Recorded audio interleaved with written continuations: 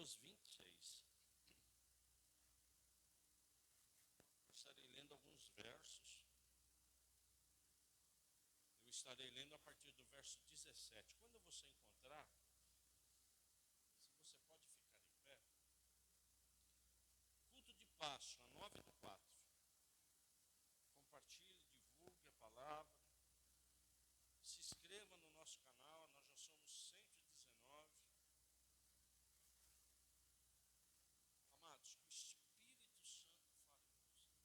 Mateus 26, a partir do verso 17.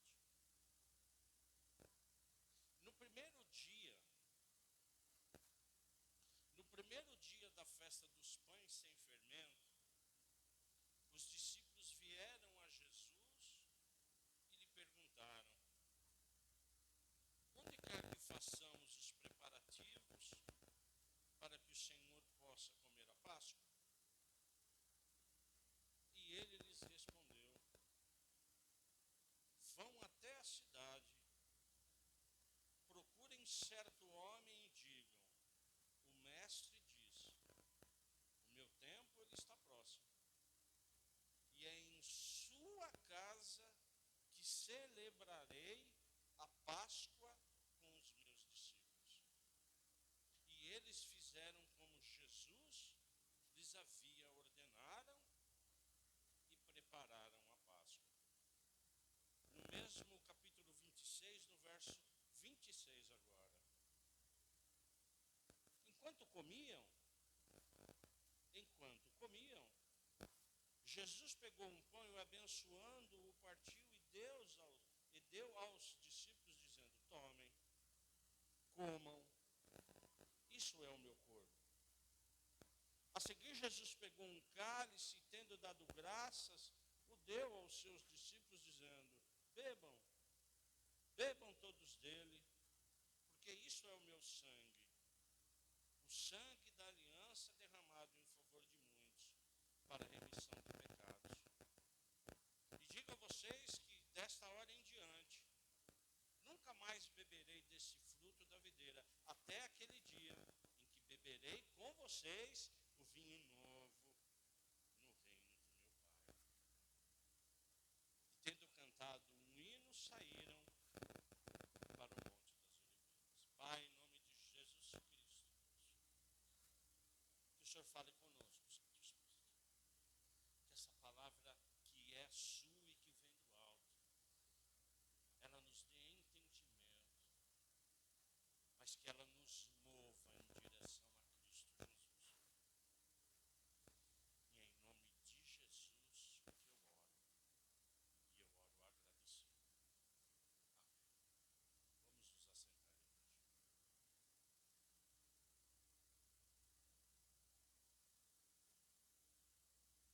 igreja. Jesus aqui, o contexto é que ele estava no dia das festas de pães sem fermento. Jesus Cristo, ele estava aqui preparando para comer a Páscoa. É exatamente isso que o texto diz. Porque Jesus Cristo e os apóstolos eram o quê? Judeus. E como judeus, eles estavam o quê? Cumprindo a tradição judaica das festas. E como nós sabemos, Jesus foi o único que cumpriu cabalmente todas as 613 leis mosaicas. Então, na verdade, aqueles judeus estavam o quê? Cumprindo os ritos judaicos. E eles estavam o quê? Preparando a Páscoa o quê? Judaica. Como também estavam preparando a festa dos pães sem fermento, dos pães asmos, como em outras traduções. Então eles estavam lá preparando. E essa festa, ela é um dia antes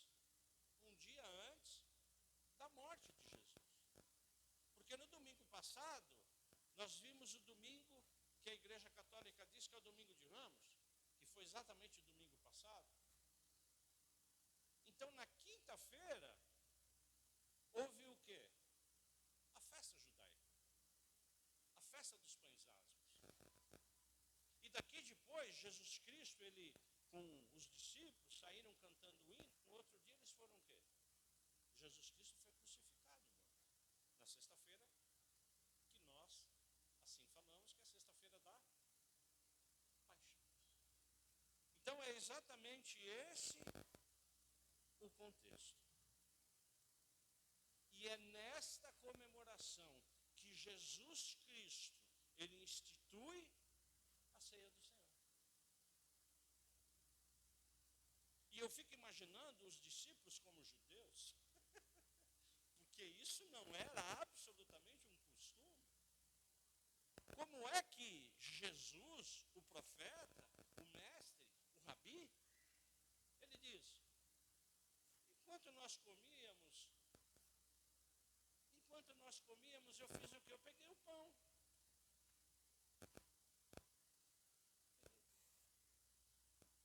Dei graças e disse, isso é o meu corpo que é dado por vós. Façam isso em memória de mim. E eu acredito que os discípulos, e quando ele pegou aquele vinho, ele disse o quê?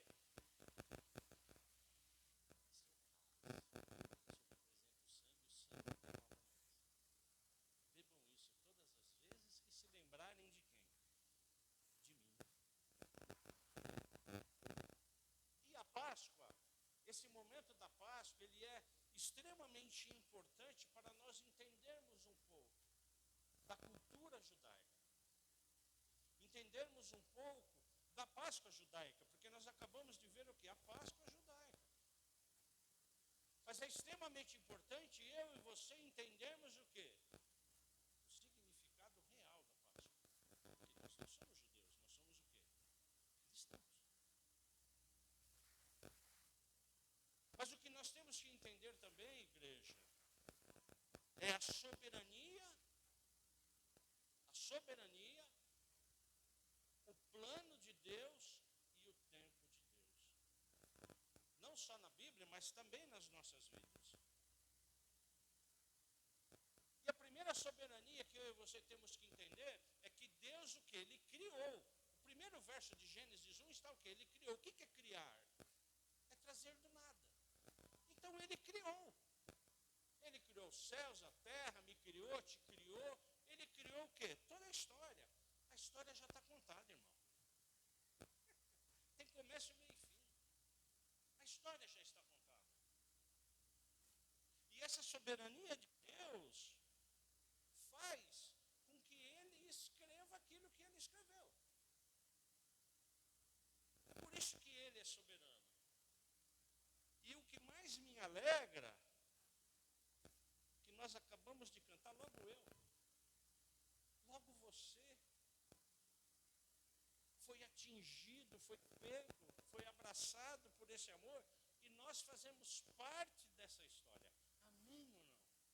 Nós estamos o quê?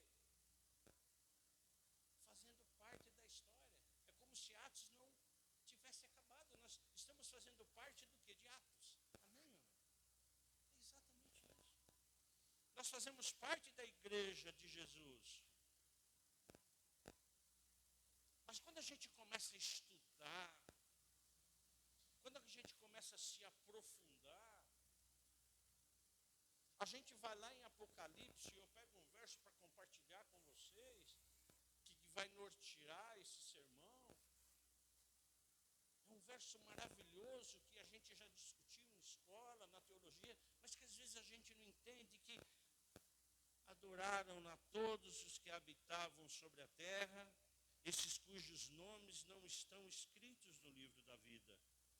Não estão escritos no livro da vida do Cordeiro que foi morto desde a fundação. Então, antes da fundação do mundo, Deus já decretou a morte de quem? Do Cordeiro. E quando eu leio isso, eu leio isso, o meu coração se alegra, mas também se aperta, porque às vezes é difícil a gente entender isso, porque o nosso Deus é de eternidade em eternidade, ele sempre existiu. Mas ele já decretou isso antes da fundação do mundo. O Cordeiro, ele virá e será o quê? Morto. A morte e o sangue dele trará vida e vida à abundância. E é por isso que a gente começa a entender, e em nome de Jesus, que essa palavra fale com você, o tempo de Deus, que é o Kairos. Porque Deus falou, onde é que ele vai entrar? Como é que ele vai chegar? Como é que eu vou apresentar? Como é que eu vou apontar? Quando ele vai vir? É por isso que o meu tempo e o seu tempo é o tempo cronos, que ele é o quê? Cronometrado. Amanhã eu tenho que acordar cedo para levar a Laurinha, o Giovanni que vai viajar, depois eu tenho que trabalhar, depois eu tenho... Sim ou não? O meu tempo e o seu tempo é o tempo o quê? Cronometrado, cronos. O tempo de Deus não. O tempo de Deus é chamado kairos, que é no momento certo. Literalmente, em grego, kairos quer dizer o quê?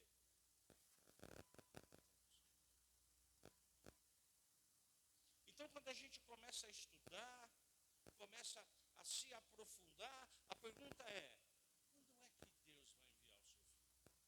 que Deus vai enviar o seu filho? Quando é que ele vai morrer? Por que mandar? Quando mudar? Quando mandar? Qual o motivo? De que forma? Por que eu tenho que matar o meu filho? Por que eu tenho que apresentar o cordeiro? E assim foi se colocando o plano de Deus. É por isso que imediatamente depois ele cria o quê? Os céus e a terra. Começou o quê? O plano de Deus. Amém ou não?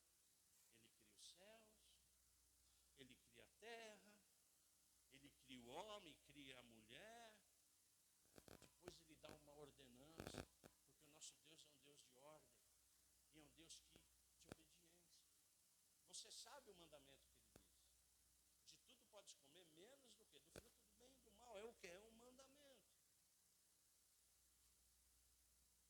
E Jesus? E o Cordeiro? Está logo no início, irmão. Porque quando Adão e Eva pecaram, eles se cobriram com o quê? Quem lembra? Com a flor da figueira. Eles pegaram por quê? Porque foi lhe dado o entendimento. A época da inocência tinha o quê? Acabado. Mas quando Jesus viu a figueira, o que ele fez? O que ele fez? Tirem essas figueiras e se cubram com túnica. Túnica de pele. Pele de animal. Estava decretado lá como o cordeiro viria. Porque para cobrir o pecado dos nossos pais, teve que ter o quê? Sacrifício de um animal inocente. O que cobre o meu pecado e o seu pecado é um sangue. E sangue de inocente. Amém, igreja? Então estava decretado ali o quê? O plano de Deus. E ele continua o quê? Apontando o quê? O plano de Deus. Só que nesse momento, falamos inclusive hoje na escola bíblica, quando houve o pecado, houve o quê? Viu, vocês podem sair daqui da minha presença. O Espírito Santo do Senhor, né, não pertencia mais a eles. Morrendo, morrerás. O Espírito ficou o quê? Morto. E quando eu tenho o Espírito morto, a minha alma e o meu corpo o quê? Começam a se inflamar. Quando você pega a leitura da Bíblia a partir daí, só é apresentado o quê? A nossa depravação. A depravação humana. Depois veio o dilúvio. Sim ou não? Depois do dilúvio, os filhos, Cã, Sem e Jafé, eles começaram novamente a quê? A habitar a terra. E novamente, Deus mandou se espalhar, a turma fez o quê? Uma torre. Percebe? Então há uma dificuldade. Só que Deus, dentro do plano dele, o que ele fez? Ele viu em Ur dos Caldeus, que hoje é o Iraque, uma cidade de idólatras. Ele viu um homem cujo coração era de Deus e que se sacrificava a Deus. Foi quem? Quem pode me falar? Quem Deus viu em Ur, amados? Abraão. Perguntou,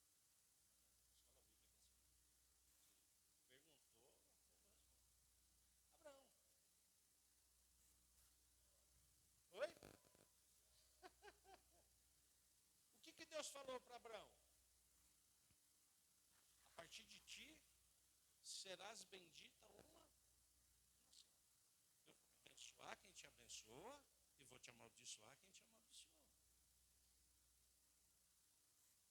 Como é que Deus se apresentou para Abraão? Tudo bem, pastor. E como se apresentou? Falando, está falando, mas e o sobrenatural? Você já pensou nisso? Como Deus se apresenta para mim e para você? E às vezes a gente nem percebe. No sobrenatural. Abraão teve Isaac depois de 100 anos. Já pensou, irmão? Você com 100 anos, e a sua mulher com 100 anos, Deus virá para você, para nós, filho. Se nós já estamos assim aos 60, irmão, daqui a 40 anos. É por isso que o significado do nome Isaac é o quê? Riso.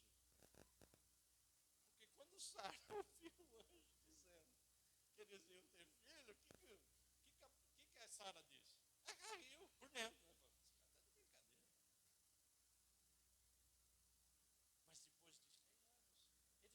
Um filho. Sim ou não? É o sobrenatural de Deus. O negócio é sério. Aí, né? Isso foi fortalecendo. E depois de Isaac. Depois veio quem? Jacó fez o que fez, porque Jacó quer dizer usurpador, ele roubou a primogenitura. Só que ele queria a bênção de Deus, ele fez o quê? Lutou com Deus. E o nome dele saiu de Jacó para... E o que significa Israel? Aquele que lutou com Deus. Que bênção, igreja. Aquele que lutou com Deus. Você quer ser abençoado? Lute com Deus. Ore com Deus. Reclame de Deus. Busque de Deus. Então a história, amados, ela vai sendo contada de uma forma absolutamente linda, maravilhosa, até que o povo chegou aonde? Eles estavam onde? Em Canaã. Aí eles chegaram onde? No Egito. Deus mandou ir e ficar? Não. Mas eles ficaram. E durante 400 anos ficaram como escravos. E o povo clamou, o povo chorou, e o povo queria o quê? As promessas. O Senhor não é um Deus que liberta, o Senhor não é um Deus que salva. E foi levantado Moisés. E aqui também entra o sobrenatural de Deus. Como é que eu vou tirar esse povo? E foi nesse momento que Deus institui o quê? A Páscoa judaica. E quando ele institui, ele está apontando para quem? Para o Cordeiro. Eu convido você, Êxodo 32, 12, Êxodo 12.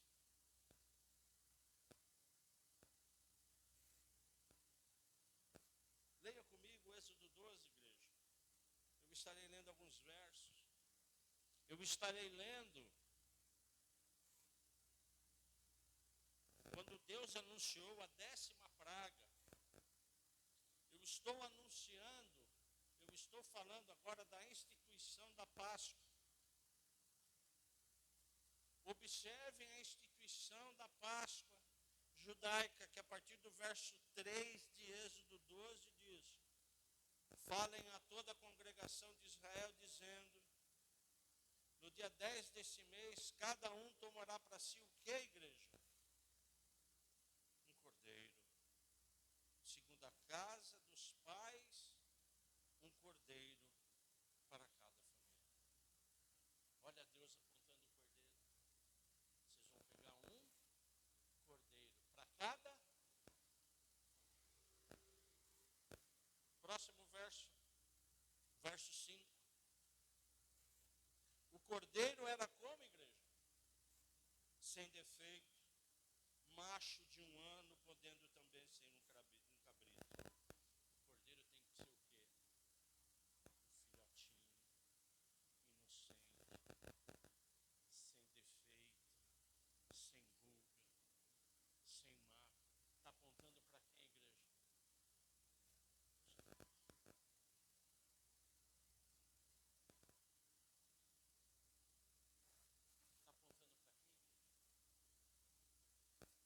Verso 6. Vocês guardarão o cordeiro até o 14º dia desse mês, e todo o ajuntamento da congregação de Israel fará o que, igreja? O matará no primeiro. Pegou, separou e vai matar, sacrificar. Um animalzinho inocente. Verso 7, igreja. Pegarão um pouco do sangue e o passarão nas 2 ombreiras e na viga superior da porta, nas casas em que o comerem. Vão passar o que no umbral? Sangue. De quem? Do cordeiro. De quem? Do cordeiro de Deus. Que vai proteger, que vai guardar. Verso 8. Naquela noite comerão a carne assada no fogo com pães o que, igreja? Sem fermento. Lembra que os apóstolos estavam comendo pão sem fermento? E com ervas o quê? Amargas. Verso 11. É assim que vocês devem comê-lo, já prontos para viajar com as sandálias dos pés e o cajado na mão. Comam depressa, porque essa é o quê? Páscoa. Essa é a Páscoa. Porque naquela noite eu passarei. Naquela noite eu pascoarei pela terra do Egito e matarei na terra do Egito todos os primogênitos, tanto das pessoas como dos animais, e executarei juízo sobre todos os deuses do Egito.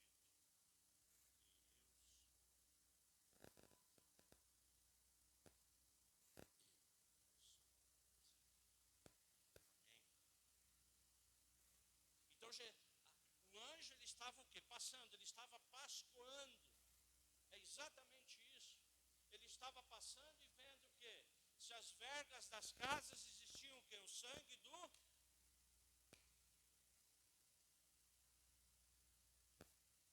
13. O sangue será um sinal para indicar as casas em que vocês se encontraram. Quando eu vir o sangue, passarei por vocês. Eu pascoarei por vocês e não haverá entre vocês praga destruidora quando eu ferir a terra do Egito. Quando o Espírito Santo do Senhor passa na sua casa e ele vê o sangue do Cordeiro, igreja. Igreja. Mal nenhum vai se suceder na sua casa. Você crê nisso, igreja? Praga nenhuma vai se suceder na sua casa. Você tem que sair daqui com essa convicção. Porque aquele sangue aspergido na cruz é para que você passe na verga da sua casa, na porta de entrada. E quando o anjo passar, ele vai falar: aqui é o João, aqui é a Ana, aqui é o Giovanni, aqui é a Laurinha. Quando eles passarem na sua casa, é o Elias, é a Roseli, são os filhos. Então esse é o sentido da Páscoa. Ele passará, e depois do julgamento, aqueles que não passaram serão mortos. O povo vai ser o quê? Liberto. O sangue do Cordeiro me liberta e te liberta. Do quê? De qualquer coisa, irmão. Não há nada que Deus não possa te libertar. Absolutamente nada. Basta você o quê? Crer em fé. Porque é o sangue do Cordeiro. Então esse é o sentido da Páscoa. Mas ela é judaica? Mas é para mim, para você, porque o sangue é do Cordeiro. E Deus, pela sua soberania, Ele está fazendo o quê? Ele está apontando. Ele está falando, Ele vem. Não é agora, mas Ele vem. Ele vai te libertar através do sangue. Ele vai te libertar através do sacrifício. Eu vou passar sim. Mas se você tiver o sangue do Cordeiro, não vai acontecer nada. Existem sete festas judaicas. A primeira e uma das mais importantes qual é? É essa primeira aqui, a Páscoa. Que comemora o quê? A libertação do povo. E até hoje ela é comemorada.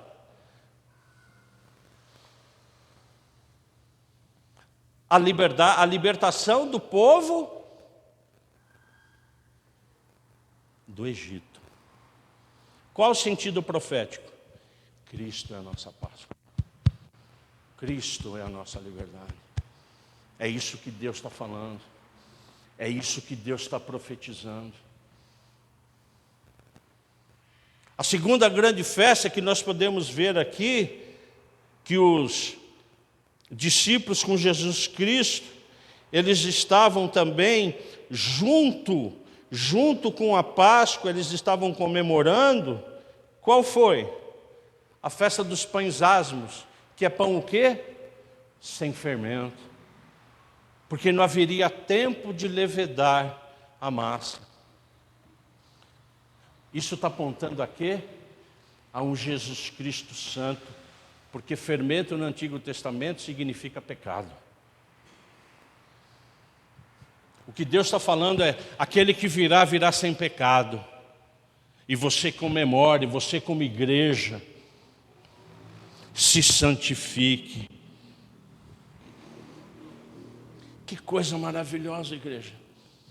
Que revelação que o Espírito Santo traz hoje para nós.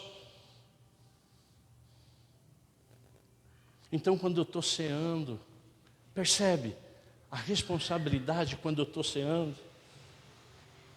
O que eu estou falando para a igreja? Eu estou recebendo de Jesus Cristo o quê? Corpo e o sangue. Eu não quero pão asmo. Eu não quero isso.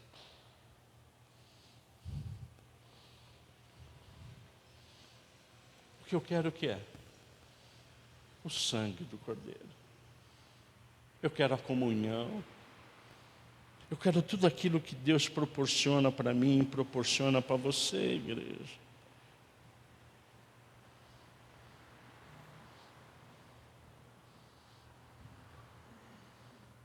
E como foi falado para o judeu. E como foi dito novamente. E foi se passando, e é tabernáculo, e é arca, e é isso, e é aquilo. Aí são levantados os profetas, e vem um dos profetas, convido você a ler, profeta Isaías, é o profeta do Evangelho. Eu quero ler com você algumas passagens, se você me permitir. Isaías 53, vá lá comigo, igreja. Isaías 53, por favor.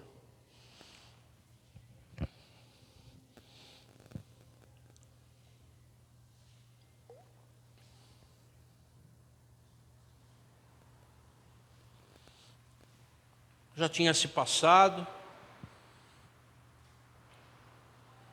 Josué já tinha se passado toda a sua geração, passado a geração dos juízes, a geração de Samuel, a geração de Davi, a geração de Salomão. Nós nesse momento estamos nos reis, já nos aproximando daquele período de 400 anos, já nos aproximando da vinda de Jesus. E como de uma forma desesperada, esses profetas são levantados pelo Espírito Santo do Senhor. Porque Isaías 53, a partir do verso 4, ele diz: certamente ele tomou 600 anos antes, Isaías fala, ele tomou sobre si as nossas enfermidades e as nossas dores levou sobre si, e nós o considerávamos como aflito, ferido de Deus e oprimido. Eu vou repetir, ele tomou sobre si as nossas enfermidades, igreja. Que isso entre no seu coração.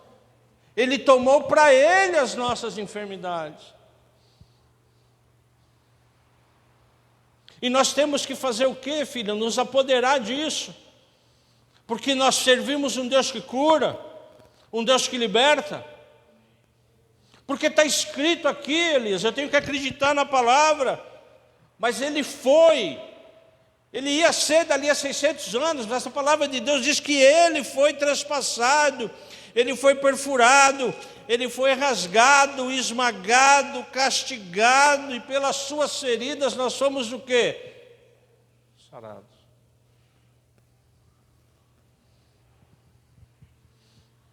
E o profeta Isaías continuando, todos nós andávamos aonde?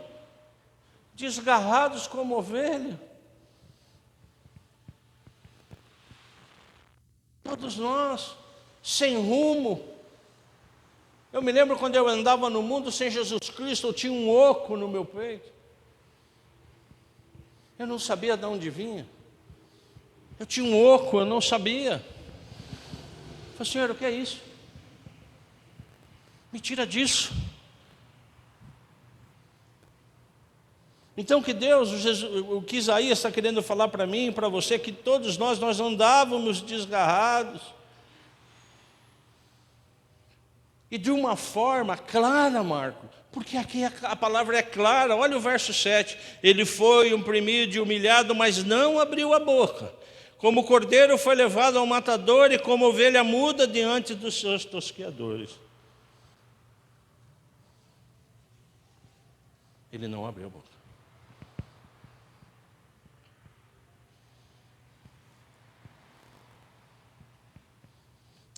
E depois de 400 anos,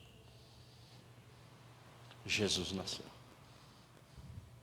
E nós podemos ver a sua glória. Nós podemos ver a luz. Nós podemos ver o Cordeiro. A gente pôde ver o que? O próprio Deus encarnado, o próprio Jesus, o Messias. No momento certo, na plenitude dos tempos. Ele chegou nesse dia. Só que ele não chegou só para judeu, ele chegou para o grego, ele chegou para o romano, ele chegou para mim e para você. Deus não se atrasa, igreja. Deus não se adianta. Mas faltava uma coisa.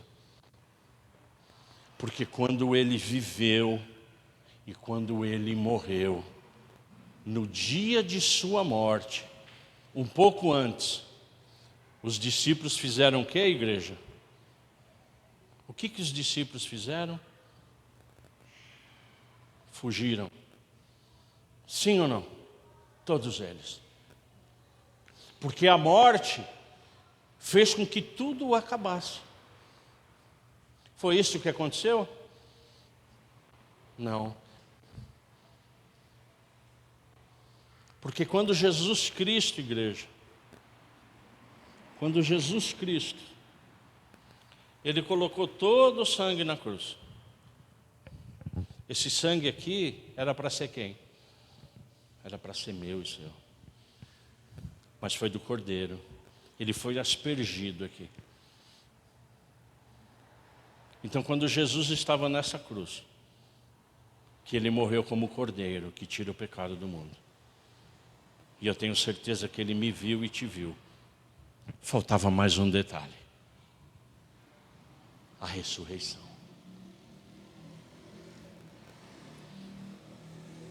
Que é um outro extraordinário de Deus, igreja.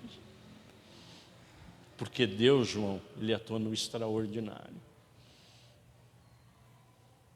Então a nossa Páscoa não é só Ele morto. É Ele vivo. Amém, igreja? Hoje, nós comemoramos, nós estamos aqui, não só para entender o Cordeiro Pascal. Não é só isso. Não é só para entender o valor do seu sangue e da sua morte. Mas hoje nós estamos aqui para entender o sobrenatural de Deus, que ressuscitou a Deus. E Ele está vivo, Guilherme. Ele está aqui. Eu tenho certeza disso, igreja. Essa é a Páscoa. Essa é a nossa Páscoa, é a ressurreição. E a história continua. Depois de 40 dias, ele fez o quê, igreja? Eu vou, mas quem volta? Quem virá? O Espírito Santo. Quem é dono, quem é o Senhor na igreja hoje? É o Espírito Santo. É Ele que me convenceu, é Ele que te convenceu, é Ele que me ajuda, é Ele que te ajuda, é Ele que libera os dons, é Ele que me convence, é Ele que te convence. E é exatamente nesse momento que nós nos encontramos, na graça, porque é de graça. E a nós, basta o quê? Entendermos, nos apropriarmos e seguirmos pregando o Evangelho. Porque todos nós sabemos que Ele voltará. Maranata, ora vem, Senhor Jesus. Então que essa palavra em nome de Jesus, ela entre no seu coração. Que você saia daqui, irmãos, dizendo, puxa, eu faço parte da história de Deus. Logo eu, um pecador, que não merecia. Agora, quem merecia estar aqui? Quem merecia? Amém, igreja? Que você saia com seu espírito fortalecido. Que essas palavras que vieram do fundo do coração de Cristo invadam o seu coração. Porque nós somos do Senhor, Vladimir. E a Ele toda a honra, toda a glória, todo o louvor, toda a majestade, pelos séculos e séculos. Eu só tenho a agradecer. Esse culto hoje, igreja, é um culto de agradecimento ao Cordeiro de Deus que tira o pecado do mundo. Vamos ficar em pé?